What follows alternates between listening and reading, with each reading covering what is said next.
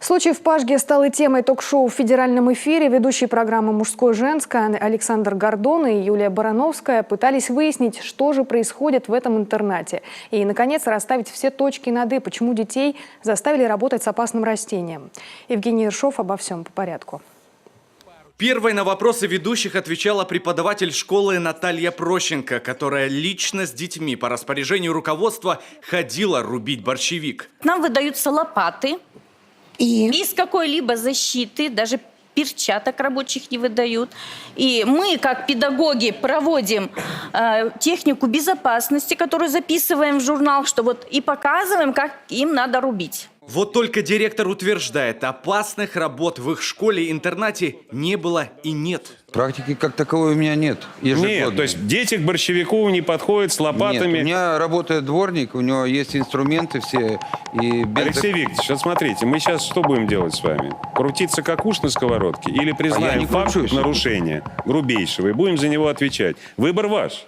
Потому что мы здесь спуску не даем, а вранье видим сразу. Руководитель пашгинского интерната убежден, в ожогах виноваты дети. К примеру, этот воспитанник признался, шел за пределами школы мимо ядовитого массива и увидел в нем браслет. Потянулся, подскользнулся. Это нормально, что у вас дети сами гуляют по себе? Ненормально, должны с воспитателем гулять. Понятно, с воспитателем, да. Где был воспитатель? Это вы руководите этим учением. Я вас спрашиваю. Где был воспитатель?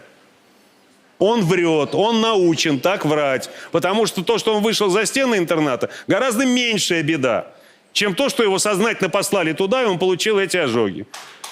Мало того, что... Давай начнем с того, Мало того, что вы подвергаете опасности жизни и здоровья детей, вы еще их калечите морально, потому что вы заставляете их врать. Впрочем, это дело далеко не только про борщевик. Во время эфира начали всплывать другие неприятные моменты. Оказывается, дети в учреждении питаются из железных мисок. А что там за история с железными мисками, на которые дети жалуются? Никакой истории с железными мисками. Все согласно Санпинам. У нас не железные, а нержавеющие. Во всеуслышание прозвучало и то, что дети работали на стройке и делали ремонт в местной администрации. Вот что вы головой киваете? Сейчас. У вас дети на стройке работают, да? У меня на стройке дети не работают. Ну как не работают? Врет, сидит. У меня Чего вы в угол сели и молчите? У меня по договору дети с главой сельского поселения был договор. Понятно, заключен. договор задним числом. Договор все какой? Понятно, Господи. Что они должны были получить по этому договору? Дети. Суммы никакой оговоренной не было. А что они... У вас был договор? Договор без суммы? Договор просто на производственное обучение. Дети. То есть они просто должны были по этому договору работать? На протяжении 45 минут программы накал в студии не убавлялся. Александр Гордон заявил, что просто так историю с пашгинским интернатом не оставит, пообещав продолжение. Евгений Ершов, телеканал Юрган.